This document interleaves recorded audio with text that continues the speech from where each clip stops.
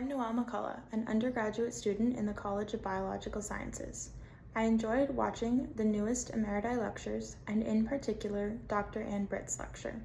She spoke about her journey to UC Davis and her research on DNA repair in plants.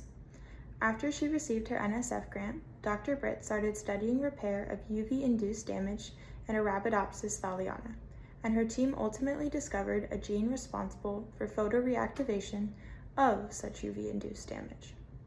Over the course of her career, Dr. Britt was also involved in cloning DNA repair genes and finding the p53 of plants, which is involved in the regulation of DNA repair.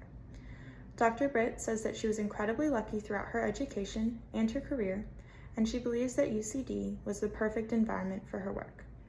Thank you, Drs. Britt, Gepps, Pesa, Hernandez-Avila, Shapiro, Cherry, Risbud, Chirdema, and Sciola for the inspiring lectures.